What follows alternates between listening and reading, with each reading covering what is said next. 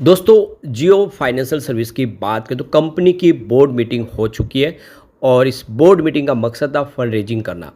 Finally फैसला हो चुका है। इस बार जो फंड है वो कहीं और से नहीं बल्कि प्रमोटर की तरफ से जुटाया जाएगा। प्रमोटर खुद अपनी हिस्सेदारी बढ़ाने जा रहे हैं, यानी कंपनी के लिए जो पैसों की आवश्यकता है वो अब प्रमोटर ही पूरा करेंगे। तो ये एक बहुत अच्छी गुड न्यूज़ है। यहाँ पे प्रमोटर की स्टेक और बढ़ती हुई दिखाई देगी।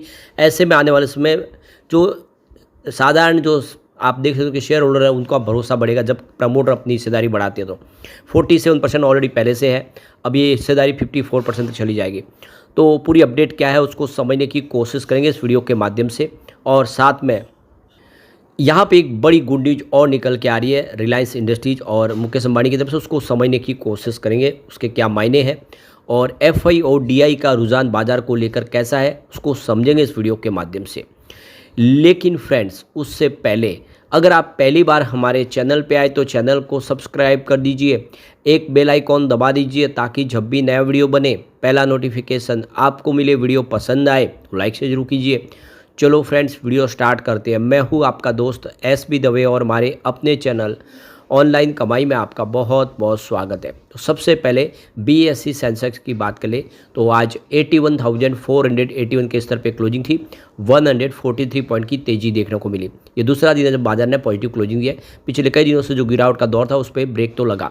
0.18% की आज तेजी देखने को मिली। लेकिन इसके बीच में जो अपडेट निकल कर आई है कि डोनाल्ड ट्रंप ने इंडिया पे 25% का टैरिफ लगा दिया है। साथ में रूस से हम जो तेल खरीदते उसकी वजह में यहाँ पे पेनल्टी लगाने का उन्होंने अपनी तरफ से बात कही है और इससे एक माहौल गड़बड़ हो गया। हो सकता है कि इससे बाजार में गिरावट बने क्योंकि बाजार के लिए एक अच्छी खबर नहीं है। दूसरी तरफ देखें तो एफआई बाजार में बिकवाल बने हुए लगातार, वो पिछले कई दिनों से लगातार बाजार में बिकवाली करे। आज भी उन्होंने 11,888 करोड़ का फ्रेश इन्वेस्टमेंट किया लेकिन सामने 12,738 करोड़ की बिकवाली कर दी। तो आज उनकी जो बिकवाली है वो 850 करोड़ की है। इसमें एक राहत है कि पिछले कई दिनों से जो बिकवाली 4 डिजिट में होती है वो 3 डिजिट में आई है, यानी 1000 करोड़ से नीचे की बिकवाली हुई है। थोड़ा सा यहाँ पे हम कह सकते हैं ये बाजार के लिए एक शुभ संकेत कह सकते हैं। अब यहाँ पे इस महीने में अभी तक 42,077 करोड़ का इन्वेस्टमेंट बेच दिया एफआई ने। एफआई लगातार बिकवाल है। बात करें डीआई की तो बाजार को पूरा संभालने की कोशिश करें, उनकी तरफ से लगातार खरीदारी हुई। तो आज 12,890 करोड़ का फ्रेश इन्वेस्टमेंट किया है डीआई ने। सामने उन्होंने 11,061 करोड़ की बिकवाली कर दी है। तो उनकी जो खरीदारी निकल के आ रही है वो 1,829 करोड़ की, यानी 1829 करोड़ का उन्होंने आज इन्वेस्टमेंट किया है। यानी एफआई के सामने उनके 800 करोड़ के सामने ये 1800 करोड़ की खरीदारी, मतलब 1000 करोड़ की खरीदारी ज़्यादा डीआई ने की और बाजार इसी वजह से आज पॉजिटिव क्लोजिंग देने में कामयाब रहा है। इस महीने में अब तक 54,566 करोड़ का फ्रेश इन्वेस्टमेंट हो चुका है। ये बाजार के लिए अच्छी बात है। डीआई का पूरा भरोसा बना हुआ है। अब निफ्टी फाइनेंशियल सर्विस की बात करें तो आज हल्की सी तेजी थी, यानी 26,703 के स्तर पर क्लोजिंग है जहाँ पे 0.01% की तेजी थी, यानी यूँ कह सकते हैं कि फ्लैट क्लोजिंग दी है। और ऐसे में जो जियो फाइनेंशियल सर्विस में हमें दबाव थोड़ा सा देखने को मिला। क्लोजिंग 320 पर ही जहाँ पे 0.34% की गिरावट थी। वैसे शुरुआत पॉजिटिव हुई थी, 324 तक भी गया, बाजार ने साथ दिया होता और बाजार में निफ्टी सेक्टर में फायदा होता तो यहाँ पे तेज़ी जरूर बन जाती। अब इसमें बीच में जो बड़ी गुड न्यूज़ निकल के आ रही है जियो फाइनेंशियल के प्रमोटर ग्रुप से, आप देखें तो 15,825 करोड़ रुपीज़ की फंड रेजिंग होगी। ये बोर्ड मीटिंग का फैसला आज जो हो चुकी है। तो अंबानी परिवार और उनकी जो होल्डिंग कंपनियां हैं वो यहाँ पे अब निवेश करने जा रहे हैं।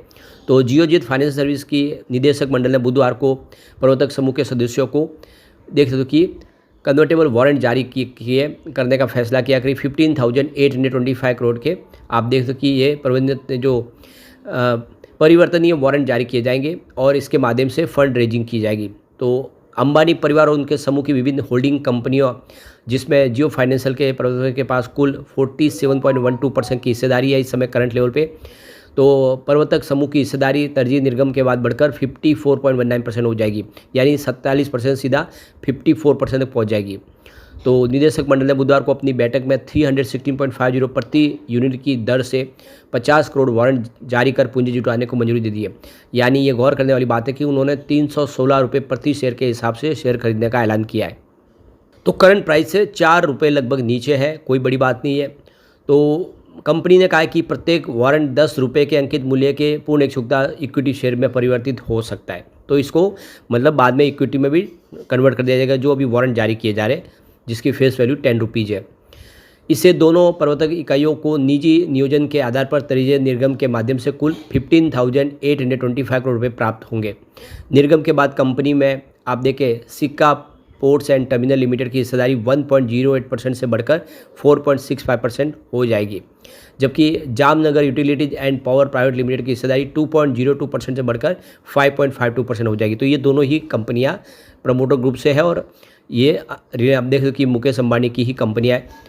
अब जियोजीत फाइनेंशियल सर्विस की तरफ से जियो फाइनेंशियल को लेकर जो बातें कही गई, उनका कहना है कि जियो फाइनेंशियल के जॉइंट वेंचर्स जिसमें Jio BlackRock asset management private limited को मई 2025 में अपना कारोबार शुरू करने के लिए देख सकते हो कि रेगुलेटरी अप्रूवल मिल चुका है और इसने जल्दी अपना पहला नया फंड ऑफरिंग NFO लॉन्च भी कर दिया है, जिसका संस्थागत और रिटेल निवेशकों ने उत्साहपूर्वक स्वागत किया, यानी जम के लोगों ने इसमें निवेश किया।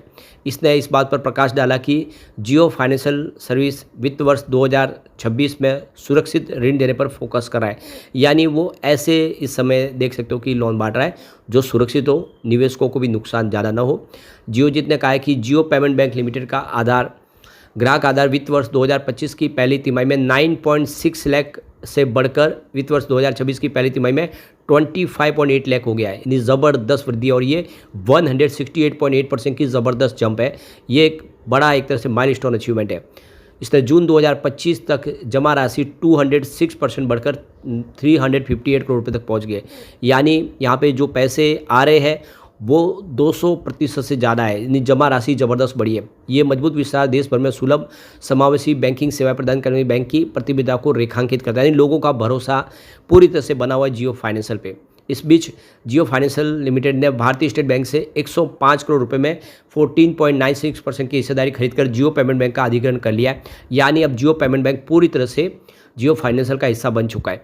इस साल अब तक जियो फाइनेंशियल के शेयर में 6% की वृद्धि बनी है। तो कुल मिला के देख सकते हो कि बहुत बड़ी गुड न्यूज़ है, लगातार बिजनेस बढ़ रहा है। एक और जो बड़ी अपडेट निकल के आ रही है, अब मुकेश अंबानी है जो देश का सबसे बड़ा IPO लेके आने जा रहे हैं। तो ये देखिए रिलायंस इंडस्ट्री देश का अब तक का सबसे बड़ा IPO लाने की तैयारी कर रही है। एक रिपोर्ट के मुताबिक रिलायंस अपने टेलीकॉम कंपनी जियो इन्फोकॉम का IPO ला रही है। IPO यानी इनिशियल पब्लिक ऑफरिंग, इसका मतलब है कि कंपनी पहली बार अपने शेयर आम लोगों को बेचेगी। ब्लूमबर्ग की रिपोर्ट के अनुसार रिलायंस इस कंपनी में सिर्फ 5% की हिस्सेदारी बेचना चाहती है। इससे कंपनी को $6 अरब यानी लगभग 52,200 करोड़ रुपये मिलेंगे। अगर ऐसा होता है तो यह भारतीय इतिहास का सबसे बड़ा IPO होगा। अब तक यह रिकॉर्ड हुंडई इंडिया के पास है, जिनका पिछले साल 28,000 करोड़ का IPO आया था। सूत्रों के मुताबिक कंपनी ने इस बारे मार्केट में रेगुलेटर सेबी से बात की है और बातचीत चल रही है। नियमों के अनुसार कंपनी को कम से कम 25% शेयर आम लोगों को बेचने होते हैं, लेकिन रिलायंस का कहना है कि बाजार में इतने ज़्यादा शेयर खरीदने वाले लोग नहीं है। इस IPO से मेटा प्लेटफॉर्म फेसबुक और अल्फ़ाबेट इंक गूगल जैसी बड़ी कंपनियों को फ़ायदा होगा। इन कंपनियों ने 2020 में रिलायंस के डिजिटल कारोबार में $20 अरब से ज़्यादा का निवेश किया था।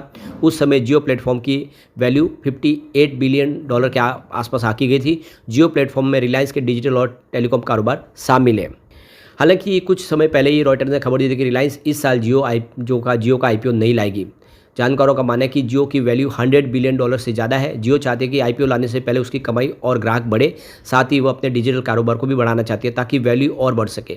अब सबकी नज़रें रिलायंस की AGM पर है। इसमें कंपनी के कामकाज और भविष्य की योजनाओं पर चर्चा होगी और तब पता चलेगा कि क्या IPO इस साल आएगा। लेकिन फ्रेंड्स, कोई भी इन्वेस्टमेंट करने से पहले अपने फाइनेंशियल एडवाइजर से एडवाइस ले ले या अपना खुद का रिसर्च करें, क्योंकि मैंने वीडियो आपके एजुकेशनल पर्पज़ के लिए ही बनाया। वीडियो पसंद आए तो लाइक से जरूर कीजिए और चैनल को सब्सक्राइब कर दीजिए। Thank you friends.